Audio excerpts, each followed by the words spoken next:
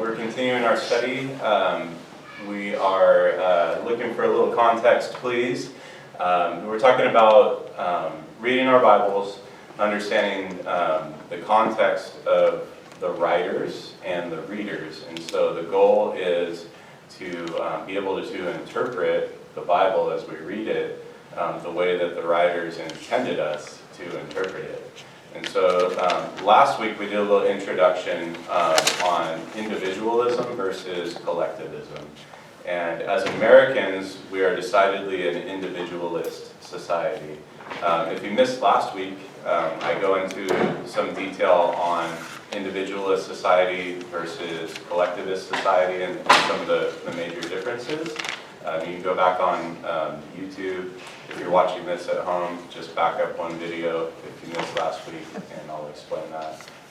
But just to kind of recap that, what was important about understanding individualism versus collectivism is that we tend to look at things very differently. Some of our core understandings of the social dynamics of our world don't coincide with the social dynamics of the biblical world. And so a lot of the things going on in the stories and the interactions that we see in the Bible, a lot goes without being said in these stories. And so what goes without being said just isn't said, right? And so the only way that we can keep moving forward and try to get to an interpretation and ultimately an application is to start filling in those blanks, right? And so we draw from our own experience and our own society, which operates quite differently from the original one, which leads us to some misinterpretation at times, or seeing things kind of the opposite of the way the authors intended. And so we got into the topic of kinship last week. Kinship is really important in the biblical world because when we get into the New Testament and we're reading Paul in particular, he starts applying kinship language to the church. And so if we want to understand our relationship to God and to one another, we need to understand how kinship worked in the ancient world. And so we talked about how your family is your identity, which is a collectivist mindset. So if you're going to describe yourself, you would describe your family or your community, because it's the collective aspects of the community that define who you are in a collectivist society. As individuals, it's quite the opposite. My identity is my own personal preferences and choices and who I am, and I'm an individual who may be part of a family or part of a community, but by and large, I think about myself individually first. It's just kind of ingrained to us in a society. And I know that I said it last week, that's kind of a broad brush characterization, but we do get into that a little more in that first week. This is basically a book report, okay? I've read a couple of books by E. Randolph Richards. I got them on Amazon. They also came with the Audible version, so you can listen to them while you drive. And the titles are Misreading Scripture with Western Eyes and Misreading Scripture with Individualist Eyes. I'm just drawing mainly from the second book for these 3 weeks because I found them incredibly practical. It was kind of like another light bulb got turned on when I'm reading the New Testament in a lot of ways, and it was great because I'm seeing things I didn't necessarily see before, which makes it very satisfying. So when we're talking about this, or when the analogies of being born or adopted or married in the New Testament are applied to the church, this is all kinship language. Jesus tells Nicodemus, you must be born again, right? Well, this new birth, it has a lot of theological, maybe conceptual ideas that are a little less tangible, but in this society, the idea of birth has kinship language built into it. It's how you join a family. It's the primary way that somebody joins a family or has citizenship in a group, which is what they would think of first. And so being born again is being born into the household of God. which gives you a seat at the table. It gives you inheritance. It gives you a relationship.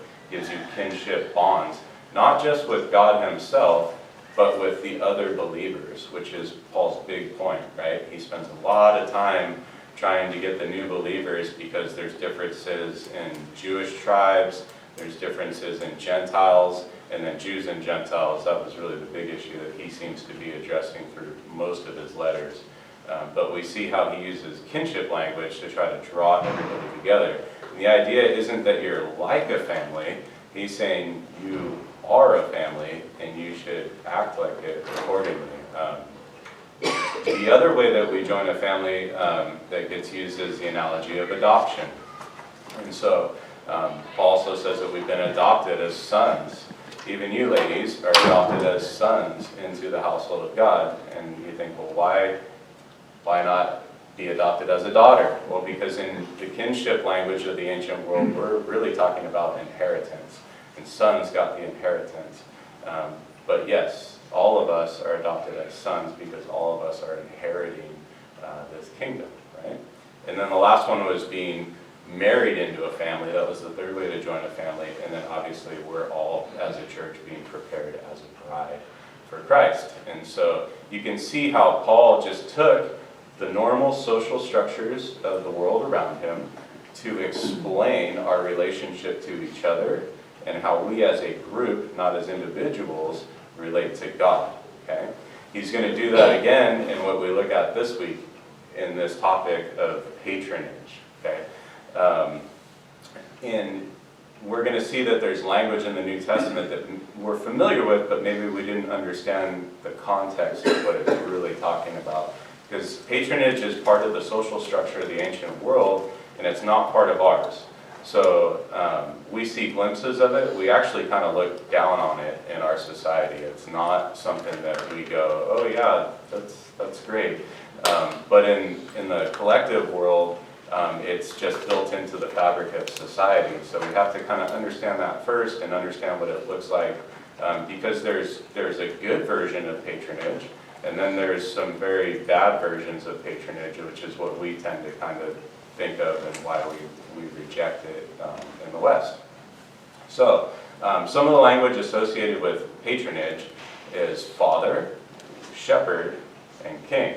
Okay, so when we see that language, sometimes in the New Testament, we have to start to get keyed in on, hey, maybe this is patronage language.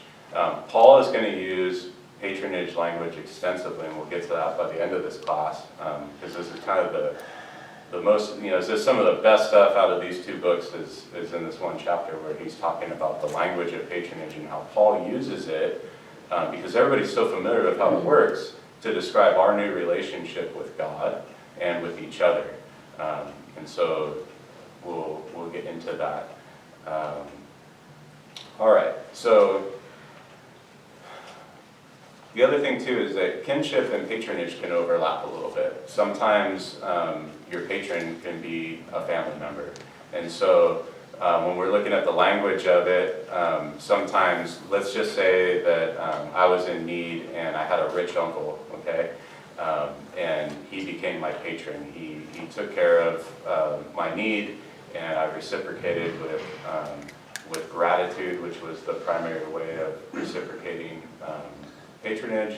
I wouldn't now refer to my uncle as my patron, but I would continue to refer to him as my uncle. So sometimes this will make sense as we go further down. But sometimes you'll see that they kind of overlap in language, and that's okay, because we talk about this like we're dissecting something from the outside. This culture was submersed in it, and they didn't even really have a word for this necessarily. Scholars, looked at what was going on, gave it a name, the patron-client system. They didn't speak in terms of patron-client system. That's just how we're describing it as outsiders. They were living it, and so they didn't really have to talk about it or describe it. Everybody just knew how the world worked. So we'll look at some examples of this so it starts to make a little more sense. All right, so in the Mediterranean world and in the biblical world, they use the word friend, much like we do. But when they're talking about friends, if somebody is your friend, the expectations of the friendship are a little bit higher.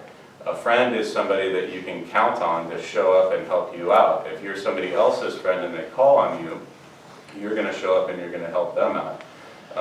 And we'll kind of start with maybe a symmetrical relationship in terms of equal standing in society, equal roughly in possessions and goods.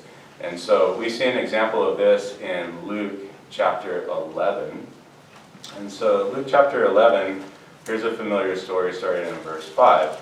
This is Jesus speaking. He said, he also said to them, suppose one of you has a friend and goes to him at midnight and says to him, friend, lend me 3 loaves of bread, because a friend of mine on a journey has come to me, and I don't have anything to offer.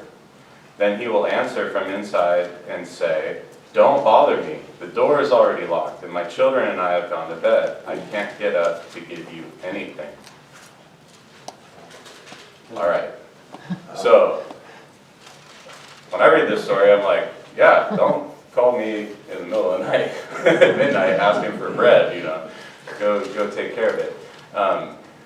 So that's, to me, like the way this guy shows up at midnight, that's the part that's kind of shocking to me. It's like, why would this guy come in the middle of the night? That's not the shocking part for the readers in the first century. That's actually normal. That expectation wasn't unusual. What is shocking about this story is that the friend refuses and tells him to go away. That, in their world, is considered ingratitude in the sense of they have a relationship where they have cared for each other in tangible ways, and now this person is coming and they're in need, and to refuse is to essentially break the relationship in a way, or cause damage to the relationship. And so when they use the word friend, we use it rather loosely. I may talk about acquaintances that I have, and I'll say, oh yeah, no, this is my friend so-and-so and whatever. In the West, we have to come up with an extra word to describe somebody who I can count on, or that I would actually help out in the middle of the night. We would call them a good friend, or an old friend, or somebody, you know, we grew up together, right? In the Eastern world, they're polite to everybody, but they only call people their friends if they are this type of relationship, okay? So we see that communities are mutually dependent. Remember, as collectivists, you're part of a community.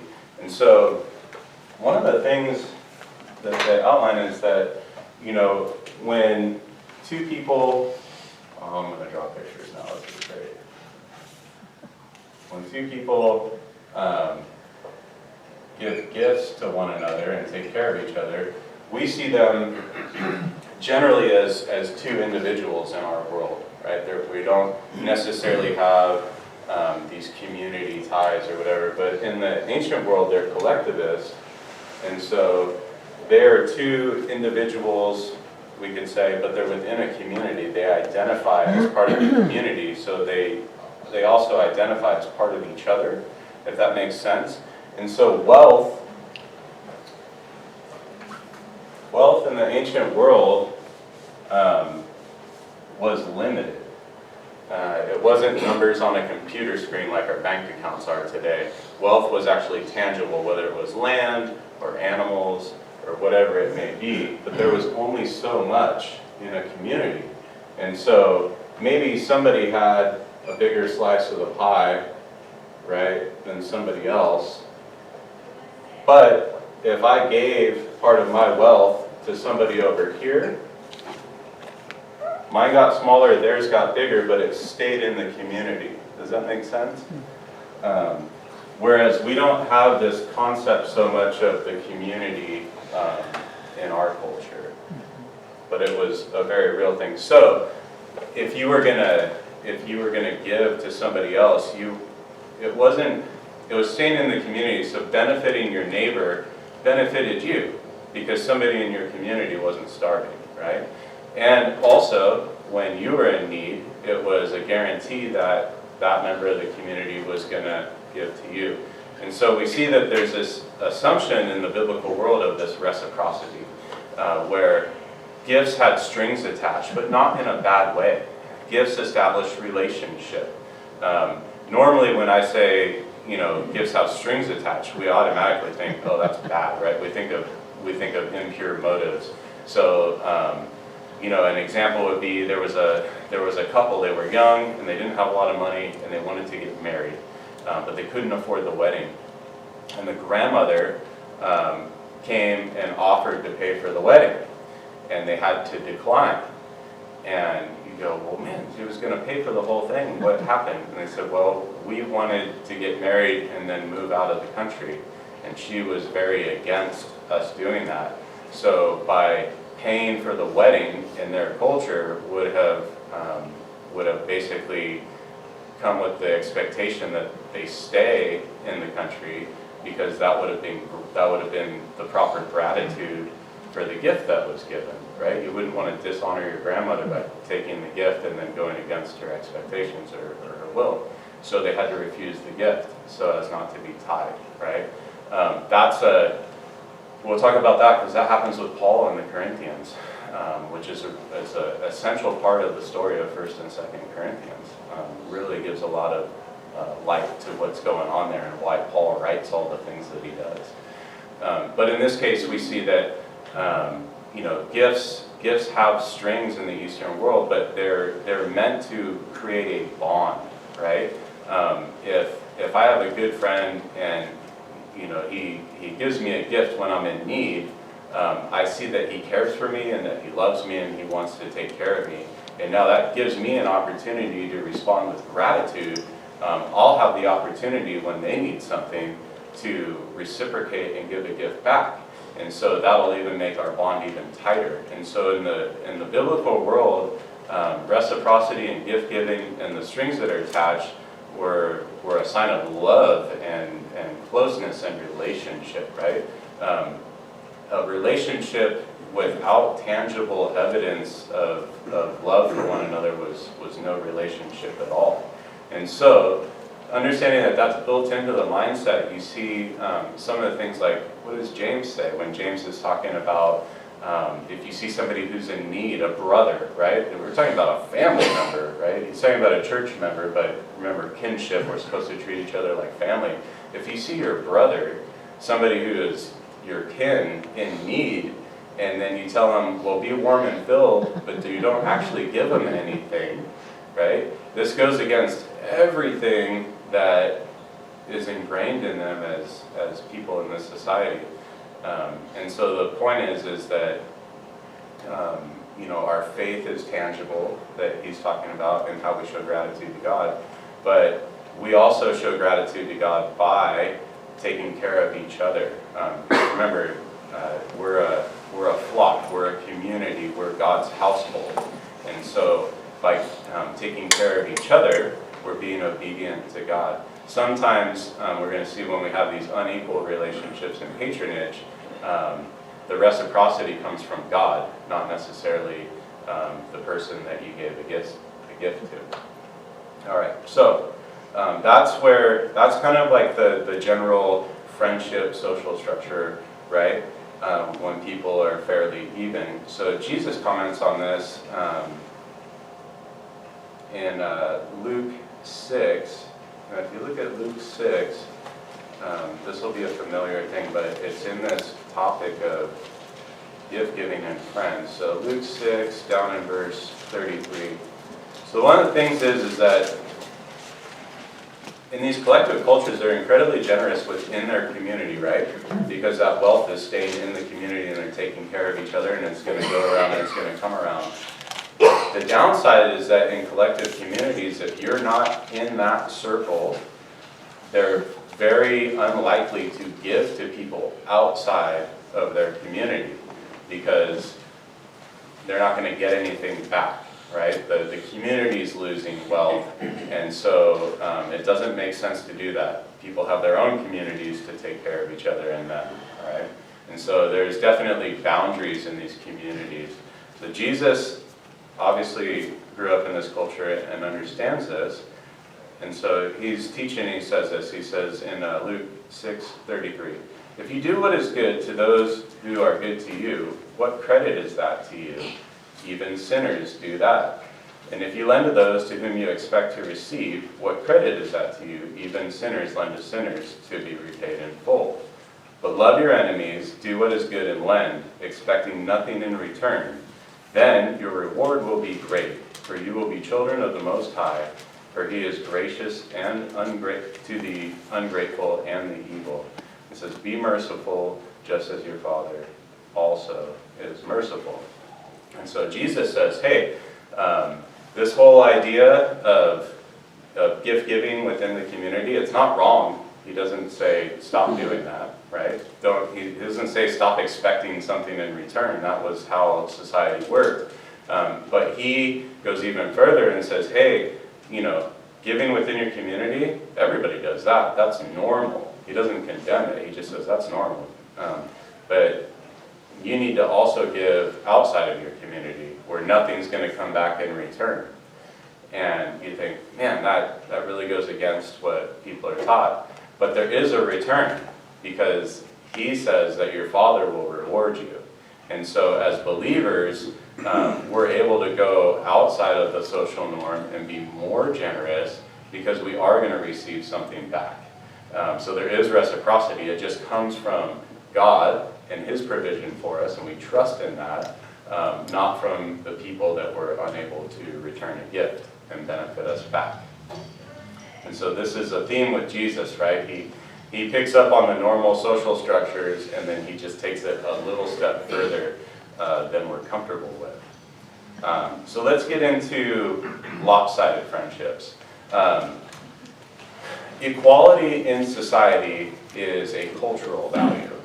And in the biblical world, it wasn't necessarily valued.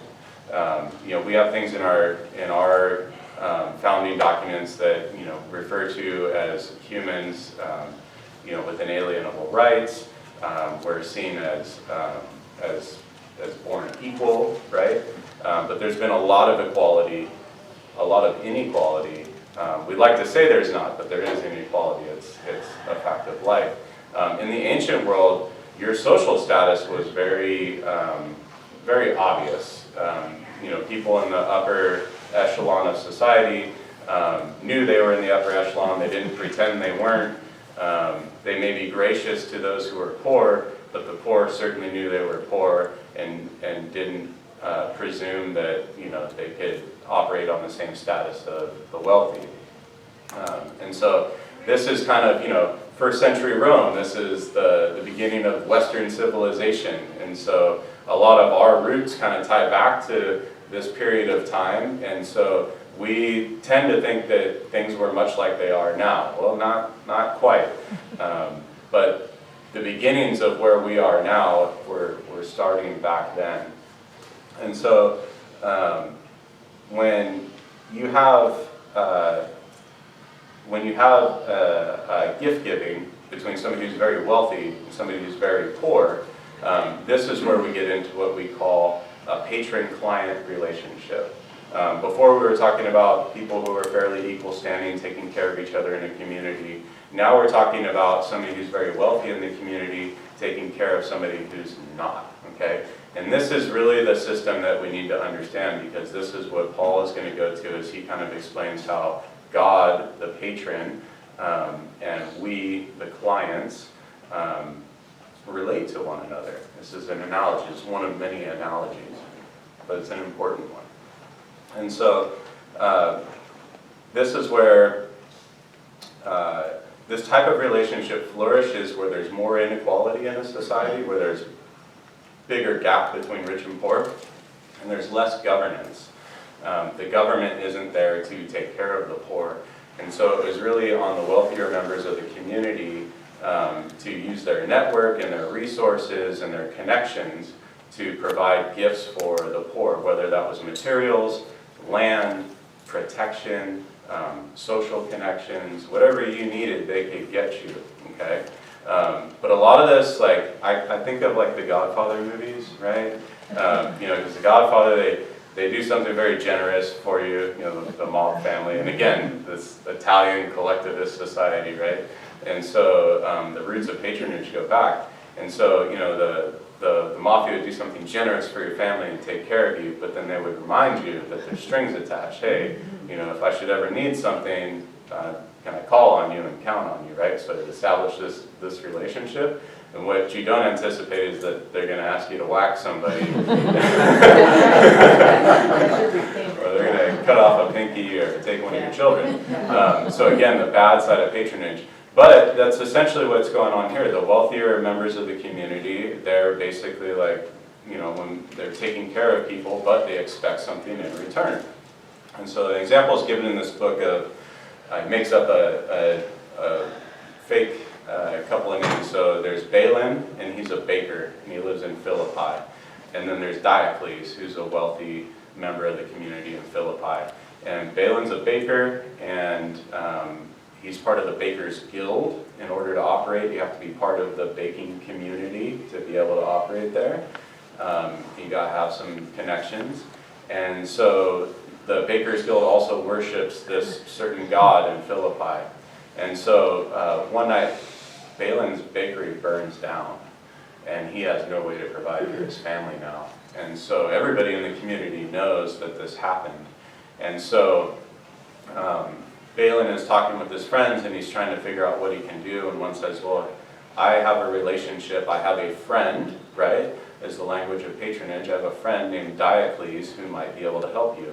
And so this friend goes to Diocles, and Diocles, yeah, have him come, and we'll have a meeting, and we'll talk about it. So Diocles ends up rebuilding Balin's bakery, right? But this gift comes with strings attached. Now, Balin is going to bake his bread for Diocles and all of Diocles' household, and maybe Diocles' other patrons, right? This network of people. And so Balin naturally is going to have a lot of gratitude towards Diocles for giving this gift of rebuilding his bakery. And he's going to speak very highly of Diocles, and he's going to tell his friends about Diocles and give him honor, right? And then he's going to reciprocate out of generosity by giving Diocles and providing bread for his household, right? And so you see that they're unequal. Balin can only do so much, but he's going to do what he can. And so this relationship is established. Now, they're not friends in the sense that, you know, they're going to go to each other's kids' birthday parties or anything like that, but they have a relationship, and there's an amount of loyalty between them, okay? So that's one example of this client and this patron relationship, and we'll come back to that. Now, in the morning, when the clients would come to the patron's house, and they would line up, and they would, so say Diocles has 10 clients in his network in Philippi. They would come to his house every morning, and they would bring their requests for their needs, and Diocles could provide for them. And then they would also ask if there's anything they can do for him in return, because he's got other things going on, and oh yeah, I need you to do this for so-and-so, and you know, they would ask, and so the clients were loyal to their patron, and they were obedient to their patrons, and so that was part of the dynamic, right? You now were loyal to this one guy. So what that meant is that Balin didn't go looking for another patron to provide for him. Diocles was going to take care of all of his needs, okay? And so they stay within that relationship. All right, let's see here. Steve? Yes. Can I give example of what just happened to 2021? Please. When that, in Beirut, Lebanon, when that, in the port, that explosion, the chemicals, and Lebanon's very small country, it went to zero. Their economy, their life, their livelihood, everything. Families, they don't have even bread to eat. So what you're talking about is exactly what happened. The government did not help them. few rich individuals in Lebanon, even they were not living in Lebanon, they were all over the world, they helped the people, the needy of Lebanon, by providing at least 2 meals a day. Or for example, this building is yours, you're the owner. And whoever is living in that building, you will take care of them. Even you're the landlord and their tenant, but you help them so they could survive and not die. Even they don't have money to buy anything, but they could eat and survive. So that culture is still on in Middle East, which is from the old time. Yeah, and so it's very natural. And so even though things aren't exactly the same, a lot of the same social structures or aspects of the collectivist society still exist in the same way today, which is why people from Lebanon in the East can read these Bible stories and still see them very closely to the way that the authors intended, because there hasn't been a major cultural shift towards individualism over the last 2,000 years. They're still very collective in how they orient towards community and family and their loyalties, right? Those are a great example. Okay, so I'm going to jump over a couple of things so we can get to the good stuff at the end. Let's see here. Sorry, bear with me. So the wealthy, we covered that they're expected to care for the community and give patronage. Patronage was seen as a virtue, and they didn't see themselves as individuals, but shepherd is a common analogy for a patron, and so shepherds shouldn't be getting fat while the sheep starve, right? That would be a bad shepherd. And so it wasn't like these patrons did it, begrudgingly most of the time. It was an honor to be able to take care of your community, much like in that example there from modern day. Let's see here. I think probably one of the worst sins socially in that world is the sin of ingratitude.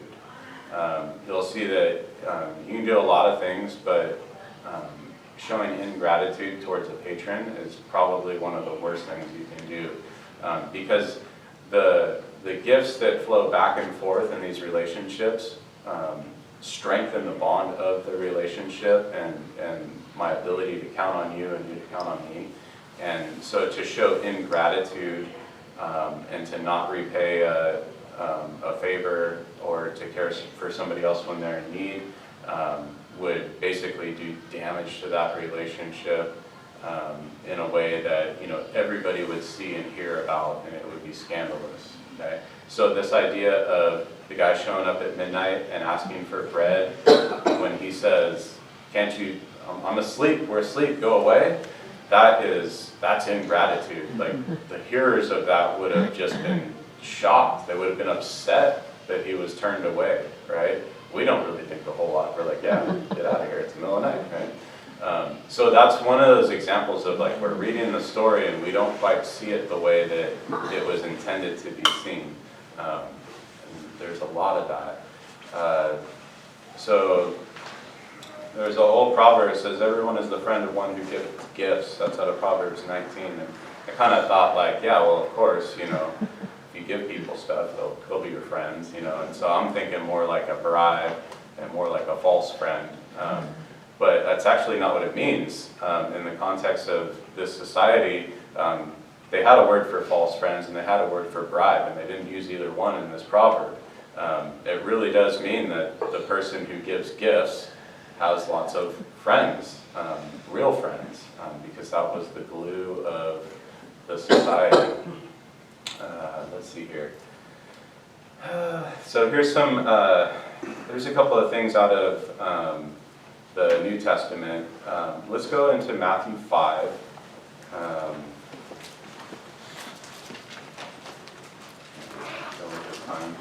So Matthew 5, down to verse 38.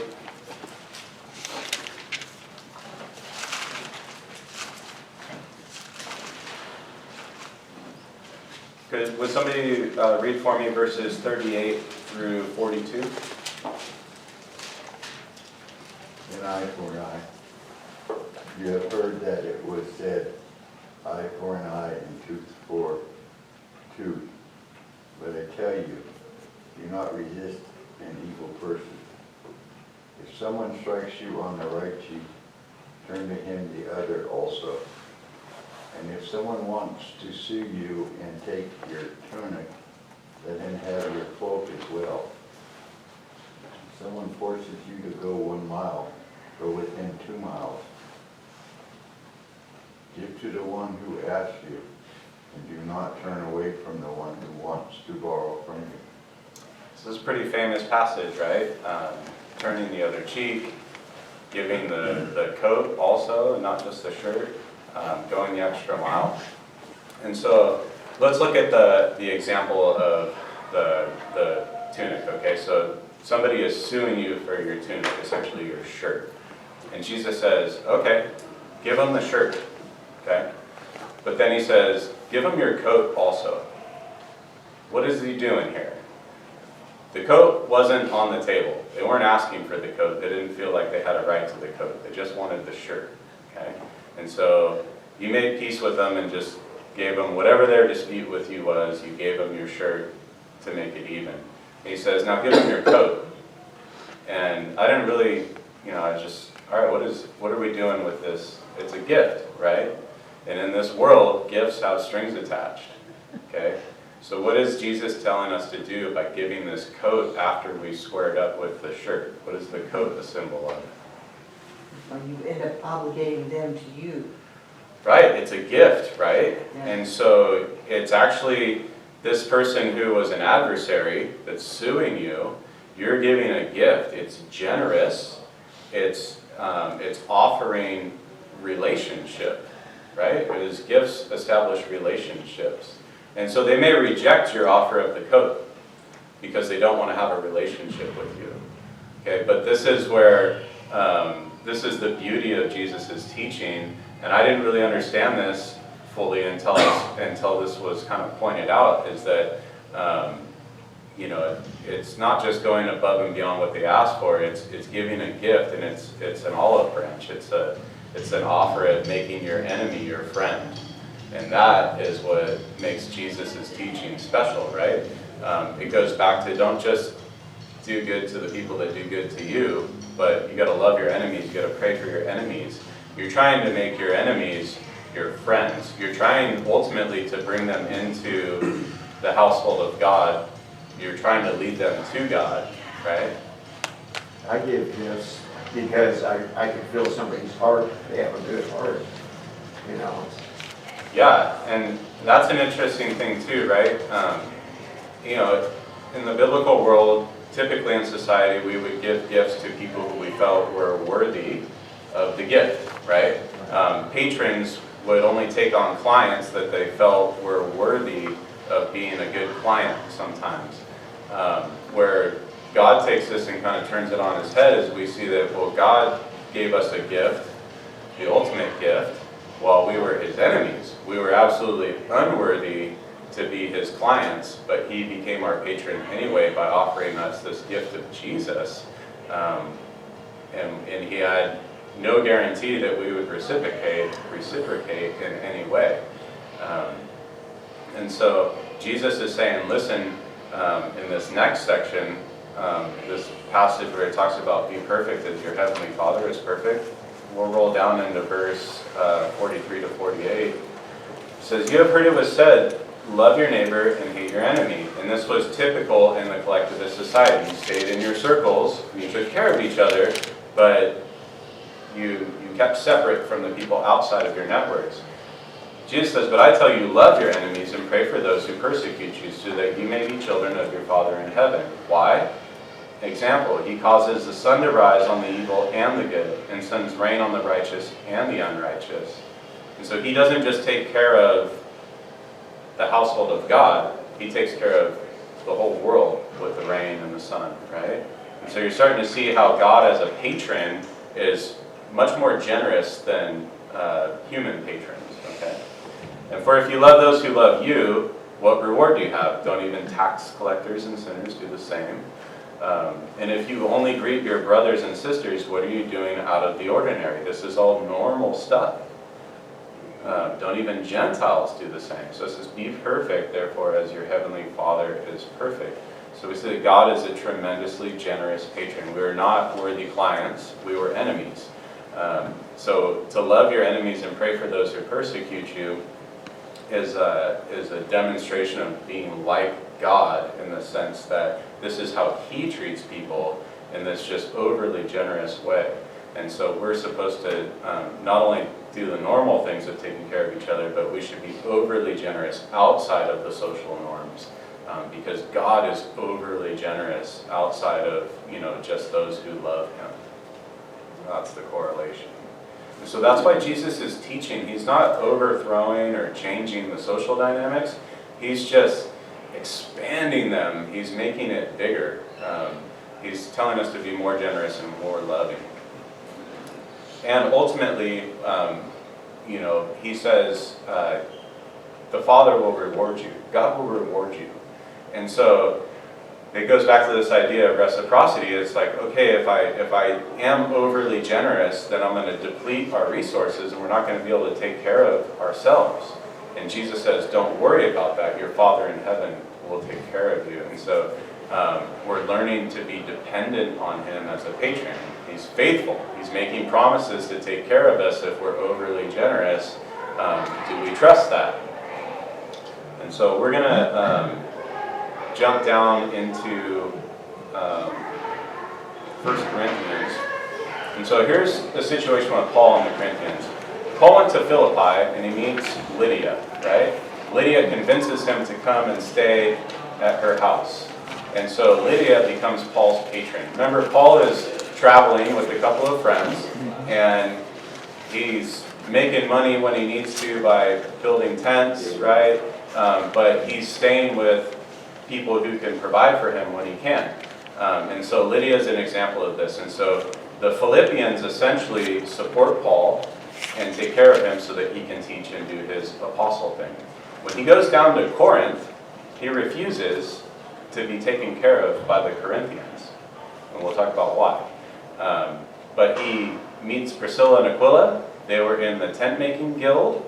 And so you had to know somebody in that guild to be brought into that community. Paul couldn't just show up somewhere and start making tents. The union boss over here would run him out of town, right? You got to pay your dues. So he had mediators that were able to connect him to the tent-making guild in Corinth, and he was able to work and provide for himself in Corinth. Now, he could have been supported by wealthy patrons in Corinth, but he talks about why he doesn't. The Corinthian church was divided. They had factions. Remember, I follow Paul, I follow Apollos, I follow Cephas, right? And he's writing a letter, rebuking them for their divisions within the church, right? He's trying to tell them, you're the household of God, you're brothers and sisters. There should be no divisions among you.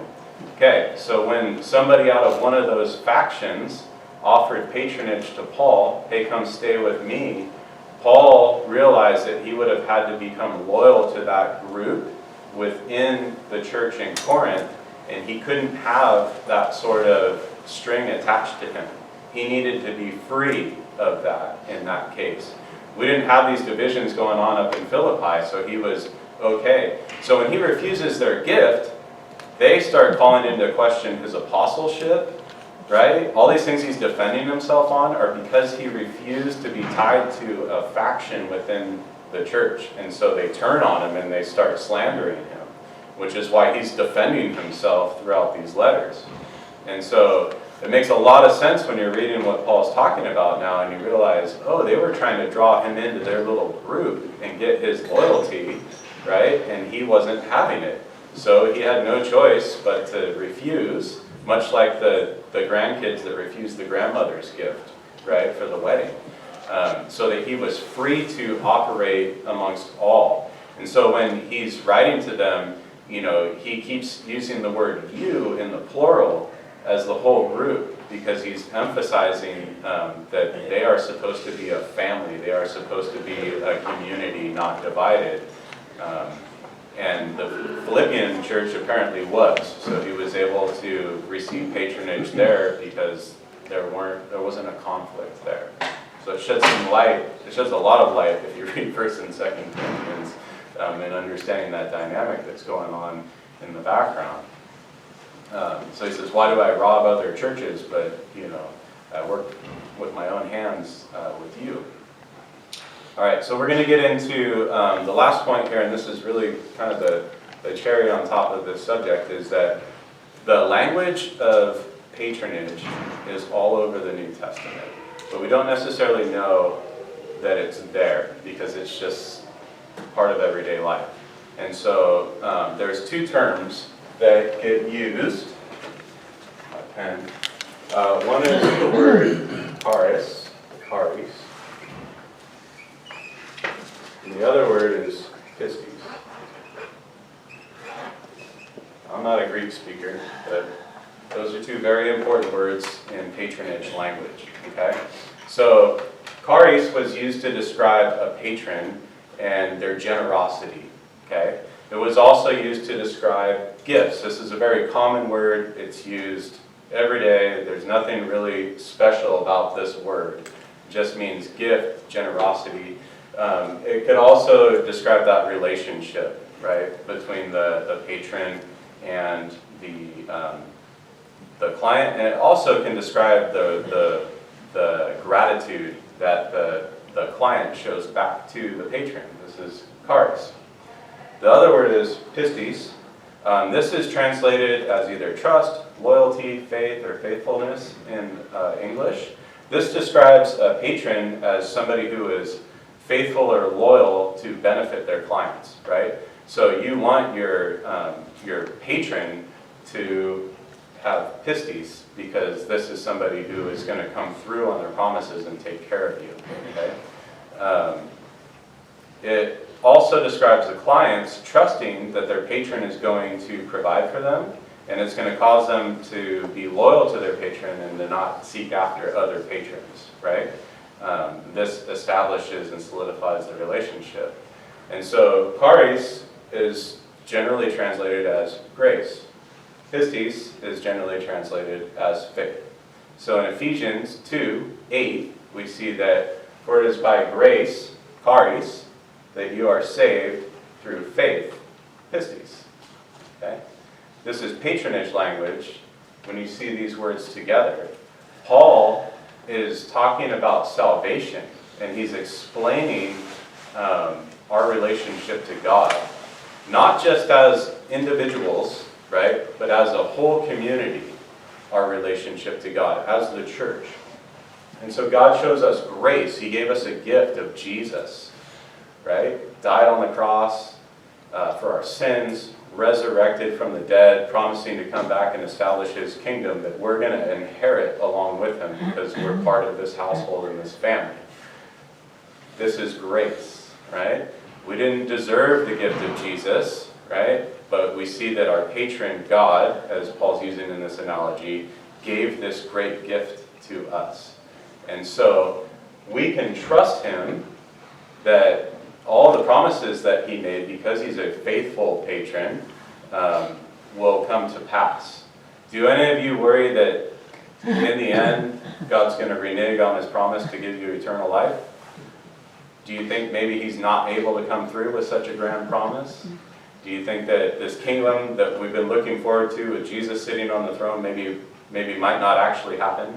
Right? We all trust that God made these promises and that they're true. And so that's part of pistis, is believing and trusting. It's not so much an intellectual assent of facts about God, but it's actual trust in tangible things about God, about promises that he's made, the things that he's going to do, promises that he's going to keep for us. And so that's part of it. The other thing that we're starting to realize is, now that we understand that this conversation of grace and faith is in the context of patronage, and we understand what patronage looked like in the first century world, we also understand that there's reciprocity. So how do we behave, right? God gives this gift of Jesus, and it absolutely has strings attached. The type of strings that are supposed to draw us into relationship and a bond with the Father. right? And so we see that just like Balaam the baker, we're supposed to line up at the Father's house every morning to see what we can do for him, right? We're supposed to load him down with honor for being so generous to us. We're supposed to go out and tell everybody how generous God is. We're supposed to invite people into his household to become his clients, just like we are. And by coming into this household, you get all the benefits of being part of not just a group that's like a family, but a group that is a family, a community that doesn't just operate like kin, but a community that actually is kin, right? And so the other part of this word is translated as faithfulness or loyalty, right? We show that that's our gratitude back to God. We don't go looking for other gods to try to save us or provide for us. We don't trust in other things. We trust in him alone. And so it's not only do we believe things about God and the promises that he's made, but we also act and live our lives in a way that demonstrate tangibly. Remember, relationships without tangible back and forth aren't relationships at all. This is why the idea that you can accept the grace, the gift of God, without entering into a relationship with God doesn't work. That wouldn't make sense to anybody in this culture. The idea that the gift was given with no strings attached and no desire for relationship. Okay? And we realize that this is one of those very unequal, lopsided relationships. This is us lowly human beings and the God of the universe that created everything. We can't reciprocate in a way that's anywhere near equal. But what does he ask of us? Well, he says, well, yeah, take care of each other, but love beyond that. Love your enemies. Try to draw people into relationship that, don't just take care of the people that can pay you back, but take care of the people that can't. That's what God asks of us as a community, right? And so this is where Jesus says, they will know you're my disciples by how you love one another, right? And it's not just how we love one another as a family, but it's how we love the world around us as well. We show that same generosity of God bringing rain on the righteous and the unrighteous, right? We're trying to draw people into our community. And so this idea of allegiance has been put out there to describe faith. And now, I would say it's not trust or loyalty or allegiance. It's kind of both and, okay? Because this word is bigger, it's got a lot in it, right? And so we can't say that, we can't divide it up into 4 or 5 parts and just say it means one of those things, right? It kind of just means all of those things at the time. So if you asked Balaam the baker, do you trust Diocles, your patron, or are you loyal to him? And he would essentially think, well, that's the same thing. Trust and loyalty in my relationship with him can't be separated out. And so in the same way, our relationship to God can't be separated out in that way. We can't just think the right things about God, but not do the things that he asks of us in terms of how we relate to one another. And so we use this word context, right? Any good Bible teacher will tell you, context, context, context. Well, in the context of this world and describing our relationship to God, first of all, we are a community. Remember, this isn't a conversation about an individual showing faith towards God. It's a conversation about a group, a household, a community together showing faith and loyalty towards God, the patron. And so this is kind of a big shift in how we read these things. And it has a big impact on understanding Paul's description of something that's pretty hard to describe, right? He's describing our relationship with the God of the universe and how salvation works. And he's just taking the normal social structure of the day and saying, look, God is like a patron and we're like clients, right? And we're part of this community and he's our patron. He's the good shepherd. Shepherd is another patron-client Father is another, father-son is another patron-client type of language. So you see this stuff all over the New Testament, and it's really just part of their social fabric, and it's all intended to help us understand how we relate to each other, and then how we as a group relate to God. Is that helpful? And so our time is up, but hopefully as you are able to read through the New Testament, you're going to pick up on some of this language of grace and faith, and have a little better understanding of where they fit in the context of what analogy is being used in. Next week we're going to pick up with the language of honor and shame in the Bible, which is a whole another subject. It's all over the pages of the Bible. We're not super familiar with it in our culture particularly. We think shaming generally is bad. However, Jesus and Paul shamed people all the time on purpose for their benefit. And so we're going to see how that works next week. So I'm going to turn off the camera and then we'll pray and we'll move on to our service.